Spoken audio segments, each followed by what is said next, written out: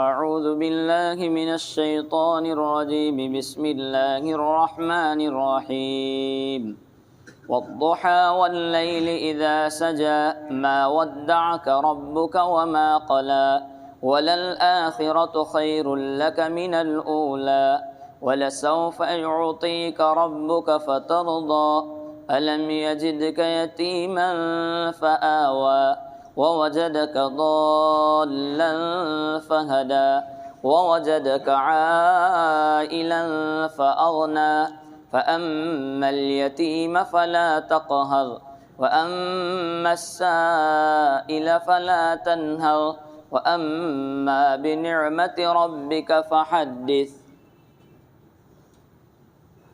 والضحیٰ چاشت کے وقت کی قسم، واللیل اذا سجا رات کی قسم جب کہ وہ تاریک ہو جائے، کہ آپ کے رب نے آپ کو نہیں چھوڑا ہے اور نہ آپ سے دشمنی کی ہے، اور البتہ آخرت دنیا سے آپ کے لیے بہتر ہے، اور ضرور آپ کا رب آگے آپ کو دے گا کہ آپ راضی ہو جائیں گے۔ کیا آپ کو اس نے یتیم نہیں پایا کہ پھر ٹھکانہ دیا، اور آپ کو بے خبر پایا پھر اس نے راہ دکھائی، اور آپ کو مفلس پایا پھر آپ کو غنی اور مالدار کر دیا۔ اس لیے آپ کسی یتیم پر سختی نہ کیجیے اور کسی سوال کرنے والے کو نہ جھڑکیے، اور البتہ آپ اپنے رب کی نعمت کو بیان کیجیے۔ والضحیٰ یہ چھوٹی سی ایک سورت جس کو ہم ہر وقت نماز میں عامتاً اس کو پڑھا جاتا ہے اور یاد بھی رہتی ہے عامتاً۔ یہ سورت اس کا شان نزول یہ ہے کہ ایک مرتبہ نبی پاک صلی اللہ علیہ وسلم کی انگلی میں خون نکلا، تو حضرت نبی پاک صلی اللہ تعالی علیہ وسلم نے فرمایا کہ تو ایک انگلی تو ہے جو خون نکلا ہے خالی، اور یہ بھی اللہ کے راستے میں، اتنی بات کہی۔ اس کے بعد یہ ایک واقعہ ہوا، اور ایک طرف اللہ کے رسول صلی اللہ علیہ وسلم کی وحی بھی بند ہو گئی، ایک یہ مسئلہ ہے۔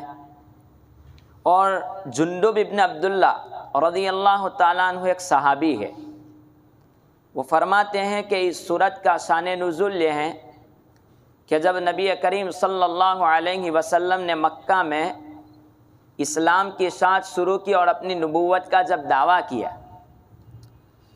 تو کفار مکہ پہنچے مدینہ، اور مدینہ کے یہود کے پاس جا کر کے کہا کہ ایک آدمی نے نبوت کا دعویٰ کیا ہے مکہ میں، اور آپ لوگوں کے پاس کتابوں کا علم ہے، تو ہم کیسے پہچانیں کہ وہ نبی ہے؟ تو کوئی ایسی چیز دو کہ جس سے ہم ان کی نبوت کا پتہ کریں۔ تو یہودیوں نے کہا کہ میں آپ کو 3 سوال دیتا ہوں، وہ 3 سوال وہ نبی سے کر لینا، وہ نبی ہوگا تو جواب دے دے گا۔ کہا کہ ٹھیک ہے۔ تو 3 سوال دیے جو سورہ کہف میں بھی گزرے کہ ذوالقرنین بادشاہ کا واقعہ کیا ہے، وہ کون ہے، 1، اصحاب کہف کون لوگ ہیں، 2، اور روح کیا چیز ہوتی ہے۔ یہ 3 سوالات دیے کہ یہ سوال نبی کو جا کر کے پوچھ لینا، سچا نبی ہوگا تو اس کا جواب دے دے گا۔ اب یہ 3 سوال لے کر کے کفار مکہ نبی پاک صلی اللہ تعالی علیہ وسلم کے پاس آئے کہ ہمیں یہ 3 سوالوں کے جواب دو۔ اللہ کے رسول صلی اللہ علیہ وسلم نے فرمایا کہ میں کل دے دوں گا، جاؤ۔ اللہ کے رسول صلی اللہ علیہ وسلم انشاءاللہ کہنا بھول گئے، تو ایک روایت کے مطابق 10 دن نے، ایک روایت کے مطابق 40 دن آپ کی وحی منقطع ہو گئی، وحی آئی نہیں۔ اب جب وحی آئی نہیں تو کفار مکہ تانے دینے لگی کہ محمد کو تو اس کے رب نے چھوڑ دیا، اور ابو لہب کی بیوی ام جمیل اس نے تو کہا کہ محمد کے پاس جو اس کا شیطان آتا تھا وہ شیطان اب آنا بند ہو گیا۔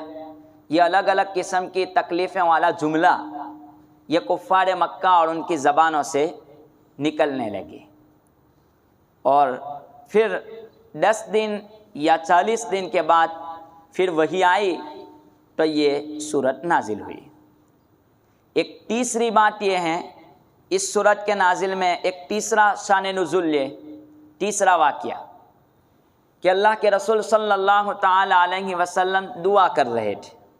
ایک دعا حضرت ابراہیم علیہ السلام کی، ان تعذبہم فإنہم عبادک، یہ حضرت عیسیٰ علیہ السلام کی دعا، وَإِن تَغْفِرْ لَهُمْ فَإِنَّكَ أَنْتَ الْعَزِيزُ الْحَكِيمُ، کہ اللہ اگر تو عذاب دے تو یہ تیرے بندے ہیں، اور اگر تو معاف کر دے تو تو زبردست ہے، یہ بات کہی۔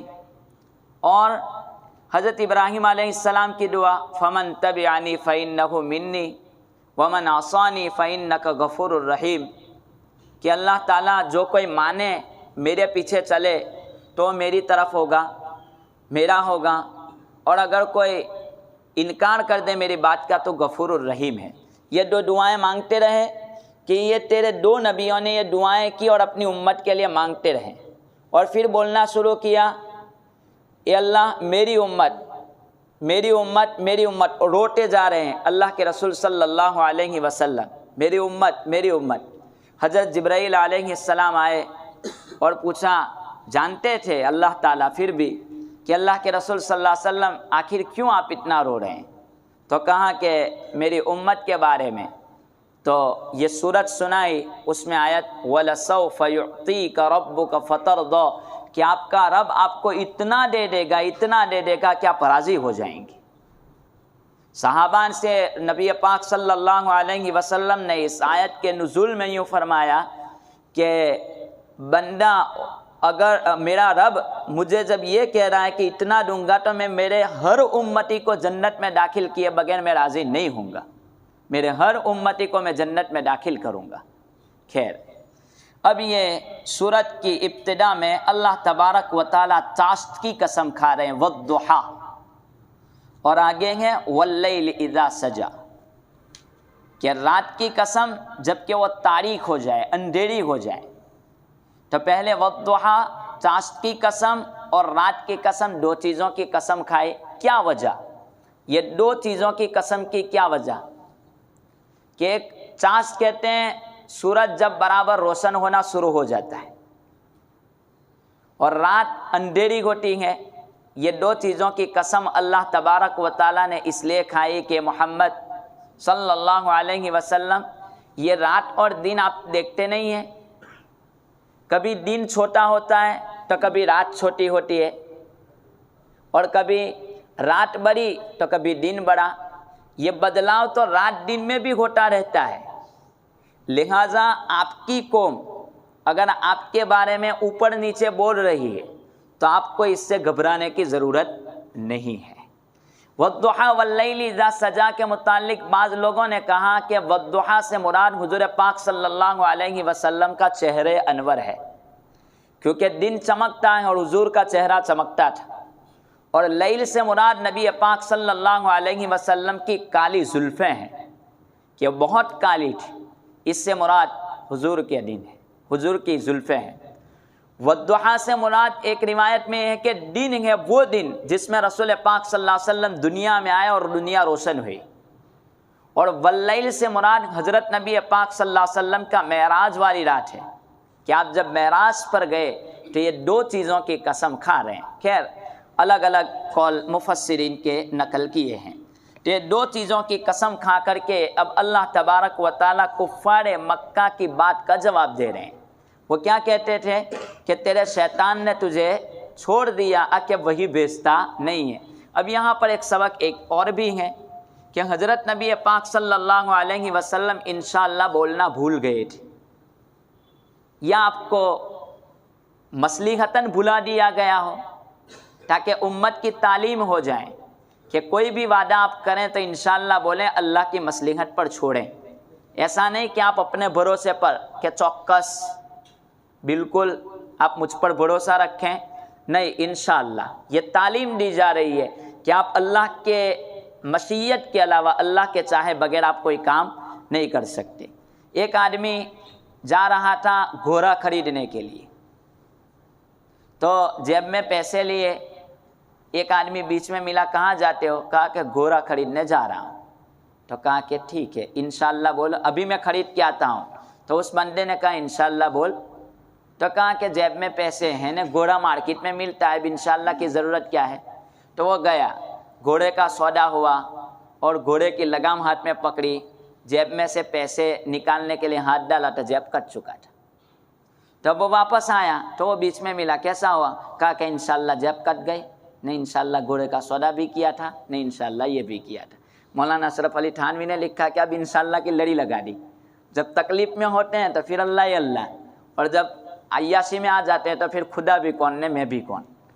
تو تعلیم دی گئی کہ آپ انشاءاللہ بولیں۔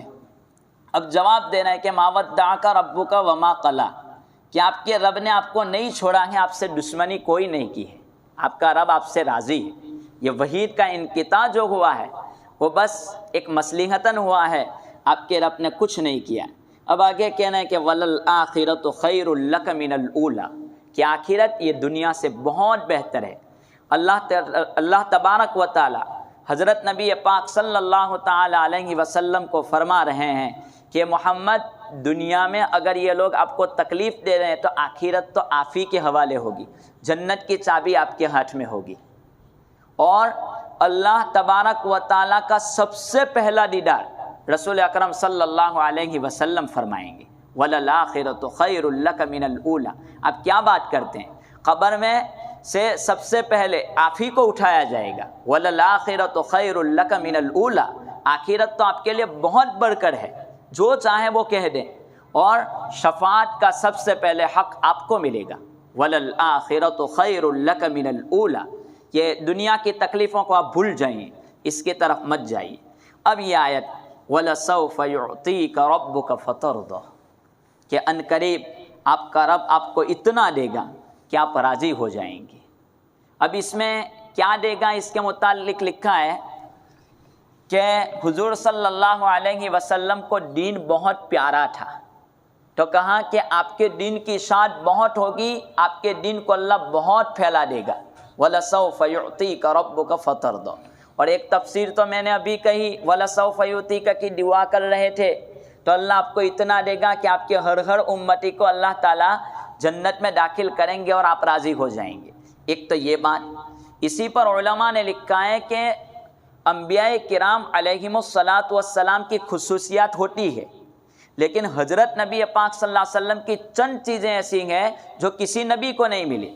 حضرت نبی پاک صلی اللہ علیہ وسلم کے جسم پر کبھی مکھی نہیں بیٹھی، حضرت نبی پاک صلی اللہ علیہ وسلم کو کبھی جمائی نہیں آیا، آپ کو کبھی بگاسا نہیں آیا، حضرت نبی پاک صلی اللہ علیہ وسلم کو کبھی احتلام نہیں ہوا، حضرت نبی پاک صلی اللہ علیہ وسلم آگے جس طرح ہم دیکھتے ہیں اور وہ دیکھتے تھے، ایسا پیچھے بھی دیکھتے تھے، جیسا آگے دیکھتے ہیں ویسا پیچھے بھی حضور دیکھتے تھے، اتنا تیز حضرت نبی۔ اسی پر شاہ مولانا قاسم علوم والخیرات حضرت مولانا قاسم نانوتوی رحمۃ اللہ علیہ نے لکھا ہے کہ آگے دیکھتے تھے پیچھے دیکھتے تھے، اس کا مطلب کیا؟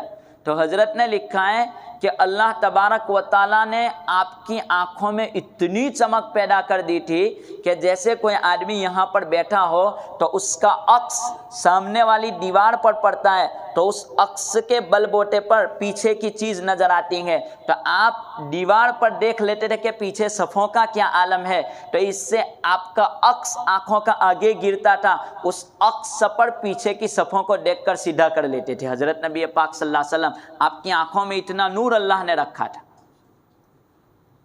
پھر لکھا ہے کہ حضرت نبی پاک صلی اللہ علیہ وسلم کی بغلیں اتنی سفید تھی کہ آپ کی بغل میں کبھی بال نہیں آیا، بال نہیں، سفید تھی، چمکتی تھی، اور اللہ کے رسول صلی اللہ علیہ وسلم کی بغل میں کبھی بال نہیں اگے ہیں۔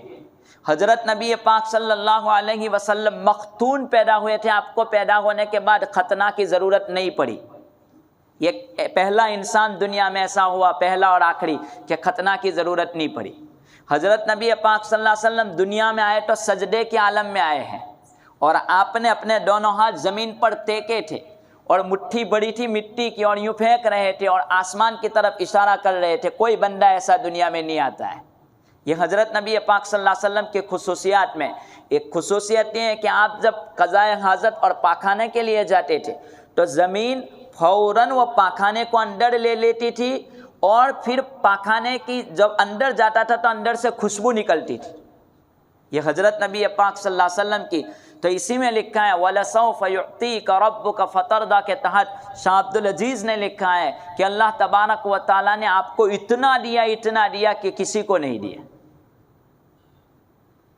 پھر آگے فرماتے فَتَرْضَىٰ راجِ الم یجد کا ایک چیز سمجھنے کی ہے، الم یجد کا یتیماً فآویٰ، آپ یتیم تھے۔ جیسے اب یہ اللہ تبارک و تعالیٰ وعدہ کرتے ہیں کہ ہم آپ کو اتنا دیں گے کہ آپ راضی ہو جائیں گے۔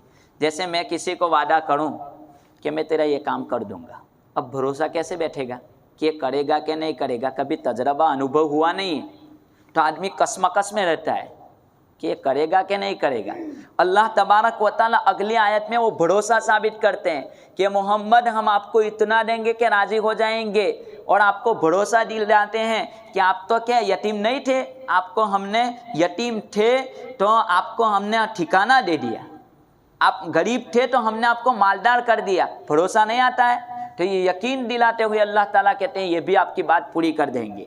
یتیم اللہ تبارک و تعالیٰ نے حضرت نبی پاک صلی اللہ علیہ وسلم کو رکھ کر کے اور غریب رکھ کر کے اس بات کی طرف اشارہ کیا کہ اللہ تبارک و تعالیٰ سبب کا محتاج نہیں ہے، بغیر سبب کے توکل کی زندگی ایک نبی کے ذریعے پوری امت کو تعلیم دے رہا ہے کہ بغیر اسباب کے بھی اللہ پال سکتا ہے۔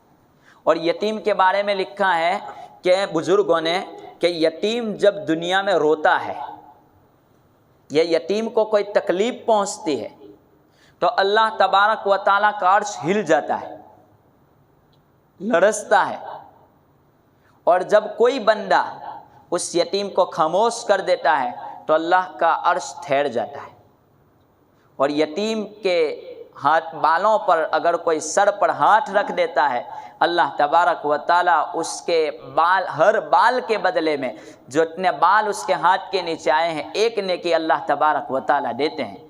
تو یہاں پر یتیم اللہ کے رسول صلی اللہ علیہ وسلم کو اس لیے رکھا، ایک وجہ یہ لکھی ہے کہ دنیا میں کفار مکہ یتیم کی قدر نہیں کرتے تھے، یتیم کو دھکا دے دیتے تھے، تو اللہ کے رسول کو یتیم پیدا کر کے یہ تعلیم دی گئی کہ آپ یتیم کی قدر کریں تاکہ آپ کے پیچھے آنے والی قوم یتیموں کے بارے میں پہچانے، اور آپ کو یتیم بتلا کر کے بتلایا گیا کہ محمد یتیم تھے تو یتیم کو سہارا مل جائے۔ آپ کو غریب رکھا تاکہ غریب کو سہارا مل جائے کہ میرے نبی بھی غریب تھے۔ الم یجدک یتیما فآویٰ ووجدک ضالا فہدیٰ۔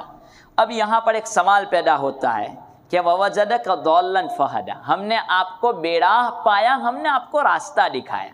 تو نبی تو بے راہ ہوتا نہیں، یہ تو ہمارا عقیدہ ہے کہ نبی جو ہوتا ہے وہ کبھی غلط راستے پر جاتا نہیں، بلکہ نبوت سے پہلے بھی نبی سے کوئی گناہ کا کام ہوتا نہیں۔ تو پھر یہاں پر ضالا کا ترجمہ کیا کریں گے؟ وَوَجَدَكَ ضَالًّا فَهَدَىٰ، کہ ہم نے آپ کو بے راہ پایا، ہم نے آپ کو راستہ دکھایا۔ تو اس کے تفسیر میں لکھا ہے کہ حضرت نبی پاک صلی اللہ علیہ وسلم نے جب ہوش سنبھالا تو آپ نے پوچھا کہ ابراہیم علیہ السلام کی ملت اور طریقہ کیا ہے؟ تو آپ پوچھتے تھے لوگوں کو کہ کس طریقے پر زندگی گزارنی چاہیے، تو آپ اس ملت کو تلاش کر رہے تھے کہ صحیح راستے پر میں زندگی گزاروں، تو وہ ملت اللہ تبارک و تعالیٰ نے آپ کو بتلائی اور ابراہیم کا طریقہ آپ کو بتلایا۔ وَوَجَدَكَ ضَالًّا فَهَدَىٰ، یہ بہترین تفسیر، کوئی خلجان رہتی ہی نہیں ہے بیچ میں کہ ہم نے آپ کو پایا ہمرا پھر ہم نے آپ کو راستہ دکھایا۔ وَوَجَدَكَ عَائِلًا فَأَغْنَىٰ، آپ تنگ دست تھے، ہم نے آپ کو مالدار کیا۔ ابو بکر جیسا آدمی آپ کو دیا مالدار، حضرت خدیجہ جیسی جوزا دی آپ کو، کہ یہ دونوں نے آپ کی بہت تعاون کی، آپ کی مدد کی، تو آپ کو مالدار ہو گیا۔ اب ان ناطے آپ کے لیے ضروری ہے کہ آپ بھی کسی یتیم کو دھکا نہ دیں، اور سائل کو آپ جھڑک کے نہیں، سائل کو کبھی، صحابہ فرماتے ہیں کہ اللہ کے رسول صلی اللہ علیہ وسلم سے لا آپ کی زبان سے کبھی نہیں نکلا کہ میرے پاس نہیں ہے، لا صرف کلمہ پڑھتے تھے تو لا نکلا، ورنہ لا آپ کی زبان سے کبھی نہیں نکلا۔ اشہد اللہ لا الہ، لا کلمے میں نکلا ورنہ لا آپ کی زبان سے کبھی نہیں نکلا. وہاں پر انکار کے بعد اس بات، یعنی کوئی معبود نہیں، اس کے بعد خدا معبود، یہ لا خالی نکلا ہے، ورنہ آپ کا لا نہ کے بارے میں کبھی لا نہیں نکلا ہے. صحابہ یوں فرماتے. ایک مرتبہ حضرت حسین رضی اللہ تعالیٰ عنہ سے کسی نے پوچھا کہ آپ کے نانا زیادہ سخی تھے یا حاتم طائی؟ تو کہا کہ میرے نانا بہت سخی تھے. کہا کہ نہیں، حاتم طائی زیادہ سخی تھا. وہ حاتم طائی کے پوتے نے کہا کہ کیسے؟ تو کہا سن، حاتم طائی کے دروازے کتنے تھے؟ 10 دروازے پر حاتم طائی اگر کوئی بھکاری پہلے دروازے پر آ جاوے تو اس کو اتنی بھیک دیتا تھا، دوسرے دروازے پر بھی بھیک دیتا تھا، 10 دروازوں پر وہ ڈبل بھیک دیتا جاتا تھا اور بہت دیتا تھا. اور حضور کا تو دروازہ ایک کس تھا، تو ایک دروازے سے بھیک مل جاتی تھی، اور میرے دادا کے دروازے 10 تھے تو 10 دروازوں پر الگ الگ بھیک ملتی تھی. تو سخی کون؟ حاتم طائی کے محمد صلی اللہ علیہ وسلم آپ کے نانا. تو حضرت حسین نے جواب دیا نہیں، میرے نانا سخی. تو کہا کیسے؟ کہا کہ وہ تو پہلے دروازے پر اتنی بھیک دیتا تھا کہ ابھی اس کا پیٹ خالی ہے تو دوسرے دروازے پر آتا ہے، دوسرے پر ابھی ادھورا ہے تو تیسرے پر جاتا ہے، تو 10 دروازے پھرنے کی ضرورت. میرے نانا تو ایک دروازے پر اتنا دے دیتے تھے کہ دوسرے دروازے کی ضرورت نہیں تھی. تو سخی کون؟ میرے نانا کہ آپ کے دادا؟ تو کہا یقیناً آپ کے نانا سخی. بہت دیا اس امت کو. اللہ تبارک و تعالیٰ قدر کی توفیق عطا فرمائے. فَأَمَّا الْيَتِيمَ فَلَا تَقْهَرْ وَأَمَّا السَّائِلَ فَلَا تَنْهَرْ، آپ سائل کو دھکا نہ دیں. وَأَمَّا بِنِعْمَةِ رَبِّكَ فَحَدِّثْ، اور اپنی نعمتوں کا اظہار کریں. اس نعمتوں کے اظہار کے متعلق کیا ہے؟ ایک صحابی عبداللہ ابن عباس کے متعلق لکھا ہے کہ وہ صبح میں آتے تھے تو کہتے کہ میں نے رات میں اتنی تہجد پڑھی نہ اتنا قرآن پڑھا. تو لوگوں نے پوچھا کہ یہ ریاکاری کرتا ہے یہ صحابی؟ تو ریاکاری نہیں کرنے کی کہ اپنے اعمال کے لوگوں کو بتلانے کا نہیں. تو یہ آیت قرآن کی پڑھتے تھے وَأَمَّا بِنِعْمَةِ رَبِّكَ فَحَدِّثْ، کہ میں اللہ کی نعمت سمجھتا ہوں کہ اس نے مجھے نماز پڑھنے کی توفیق دی تو میں اس کا اظہار کرتا ہوں. آدمی کو چاہیے کہ اللہ نے مال دیا ہے تو اس کے جسم سے نعمت کا اظہار ہو. ہر لائن سے پیسے دیے تو غریبوں پر اظہار ہو، اپنے کپڑوں سے اظہار ہو، اپنی چال ڈھال سے اس کا اظہار ہونا چاہیے. وَأَمَّا بِ، شکریہ کے طور پر. ایسا نہیں کہ دیا ہے پھر بھی پھٹے پرانے کپڑے پہن کر کے پھرے اور پھر یہ اظہار نہیں ہے، یہ تو خود بخیل بن رہا ہے. وَأَمَّا بِنِعْمَةِ رَبِّكَ فَحَدِّثْ، اپنی نعمتوں کا اظہار کرو. شاہ عبدالعزیز نے لکھا ہے کہ اگر کسی بندے کی کوئی چیز گم ہو جائے تو یہ صورت بڑی مؤثر ہے. کوئی چیز کسی کی کھو گئی تو کیا کرنا چاہیے اس بندے کو؟ 7 مرتبہ اس سورت کو پڑھنا چاہیے. 7 مرتبہ پڑھنے کے بعد حضرت نے لکھا ہے کہ ایک دعا، کلمے کی شہادت کی جو انگلی ہے، کلمے کی انگلی، یہ سر پر یعنی یوں گھمانے کی، سر کی چاروں طرف، اور یہ دعا 7 مرتبہ پڑھنے کی. پہلے 7 مرتبہ والدحیٰ کی سورت پڑھنے کی، پڑھ لی. اب سورت پڑھنے کے بعد جو چیز جس کی گم ہوئی ہے اس کے سر پر یہ انگلی گھماتے رہنے کا اور 7 مرتبہ یہ دعا پڑھنے کی. دعا حضرت نے آسان ہے، وہ یہ کہ اصبحت فی امان اللہ وامسیت فی جوار اللہ. اصبحت فی امان اللہ وامسیت فی جوار اللہ، پھر امسیت فی امان اللہ واصبحت فی جوار اللہ. یہ پڑھیں اور پھر دستک دیں، یعنی یہ کہیں کہ اللہ یہ میری چیز کھو گئی ہے تو وہ چیز مجھے ملا دے، تو وہ چیز اس کو مل جائے گی. حضرت نے تجربات میں لکھا ہے کہ تجربات میں سے کہ والدحیٰ کی سورت پڑھ کر کے یہ کام آدمی کرے تو اس کو وہ چیز مل جاتی ہے. تو خیر یہ سورت بار بار نماز میں پڑھی جا رہی ہے اور اس میں حضرت نبی پاک صلی اللہ علیہ وسلم کے احسانات ہیں. اللہ تبارک و تعالیٰ یوں کہتے ہیں کہ ہم آپ کو اتنا دیں گے کہ آپ راضی ہو جائیں گے. ہم دعا کرتے رہیں کہ اللہ اس میں اللہ کے رسول صلی اللہ علیہ وسلم نے یوں کہا ہے کہ میں میرے ہر امتی کو جنت میں داخل کیے بغیر میں راضی نہیں ہوں گا، تو اللہ مجھ گنہگار کو بھی میرے نبی کی دعا میں شامل کر لینا. یہ دعا بھی کر سکتے ہیں. تو یہ بڑی جاں باقی انشاءاللہ آئندہ اللہ تبارک و تعالی ہم تمام کو ان باتوں پر عمل کی توفیق عطا فرمائے. بسم اللہ الرحمن الرحیم. اللہ لا الہ الا هو الحی القیوم وعنت الوجوہ للحی القیوم اللہم صلی علی سیدنا محمد وعلی آل سیدنا محمد وبارک وسلم یا رب صلی وسلم دائما ابدا علی حبیبک خیر الخلق کلہم اللہم صلی علی سیدنا محمد بعدد کل داء ودواء وبارک وسلم یا رب لک الحمد کما ينبغی لجلال وجہک وعظیم سلطانک لا الہ الا انت سبحانک انی کنت من الظالمین یا ارحم الراحمین یا ارحم الراحمین یا ارحم الراحمین۔ آپ ہمارے رب ہیں، ہم آپ کے بندے ہیں۔ کریم آقا آپ سے مانگ کر کبھی محروم نہیں ہوئے، جب بھی مانگا جو بھی مانگا وہ آپ نے عطا کر دیا۔ مولا کریم اتنے سارے گناہوں کے باوجود تو نے کبھی ہمیں بھوکا نہیں سلایا۔ مولا کریم اتنے سارے گناہوں کے باوجود تو نے کبھی ہمیں زمین میں نہیں ڈھسایا، کبھی تو نے ہمارا کھانا بند نہیں کیا، کبھی تو نے ہمارا پیشاب بند نہیں کیا، مولا کبھی پاخانہ ہمارا نہیں روکا۔ یہ تیری کتنی بڑی نعمت۔ اگر تو پیشاب روک لے تو کتنے جتن کے بعد وہ باہر نکلتا ہے، لیکن مولا یقیناً تو نے بہت رحم کا معاملہ کیا۔ کبھی ہمارا لقمہ گلے میں تو نے نہیں اٹکایا، حالانکہ ہم لائق تھے کہ ہمیں زندہ زمین میں بھی ڈھسا دیا جائے پھر بھی کم تھا، لیکن رحم کا معاملہ کیا۔ مولا کریم ان نعمتوں کا شکریہ ادا نہیں کر سکتے تو ہماری مغفرت فرما دے، ہمارے والدین کی مغفرت فرما، ہمارے اساتذہ کی مغفرت فرما، ہمارے رشتہ داروں کی مغفرت فرما دے۔ مولا یہ رمضان اور یہ تو خصوصاً مغفرت کا عشرہ ہے، مولا کریم تو ہماری مغفرت فرما دے۔ مولا کریم ہمارے روزے قبول فرما، ہماری نمازیں قبول فرما، ہماری تراویح قبول فرما دے۔ مولا ایمان پر خاتمہ نصیب فرما دے، مولا ایمان پر ثابت قدمی نصیب فرما دے، مرتد ہونے سے حفاظت فرما، دجالی فتنوں سے حفاظت فرما۔ مولا کریم دن بدن غیروں کا تسلط ہوتا جا رہا ہے، مولا کریم اس ملک میں امن و امان قائم فرما، پوری دنیا میں امن و امان قائم فرما۔ مولا قصور ہمارا اپنا ہے کہ ہم تیری ذات کو بھول گئے، تیری مسجدوں کو ویران کیا، مولا کریم تیرے قرآن کو بالائے طاق رکھا، آج اسی کا نقصان ہم بھگت رہے ہیں، لیکن مولا ہم کمزور ہیں۔ مولا کریم بہت ظلم و ستم الگ الگ علاقوں میں ہو رہے ہیں، مولا کریم مسلمانوں کے اعمال کی، مسلمانوں کے عزت کی، مسلمانوں کی آبرو کی، ایمان کی حفاظت فرما۔ مولا کریم ان کی حفاظت فرما دے۔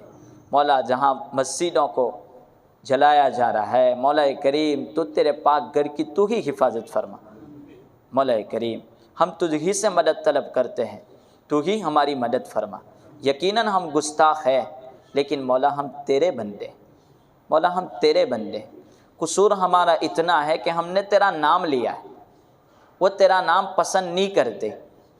مولا ہم تیرا نام بلند کرتے ہیں مسجدوں سے اور تجھے یاد کرتے ہیں، اور غیر تیرا نام قبول نہیں کرتے۔ مولا قصور اتنا ہے، لیکن مولا تو ہی مسلمانوں کو آزماتا ہے، امتحان لیتا ہے، لیکن مولا ہم کمزور ہیں، ہم صحابہ جیسی قربانی نہیں دے سکتے، ہم تیرے نیک بندوں جیسا امتحان نہیں دے سکتے۔ مولا کریم بس تو ہمارے ایمان کو سلامت فرما، ہمارے ایمان کو محفوظ فرما۔ مولا کریم ہماری یہ دعائیں محض آپ ہی کے فضل و کرم سے قبول فرما۔ صلی اللہ تعالی علی خیر خلقہ محمد وعلی آلہ واصحابہ اجمعین برحمتک یا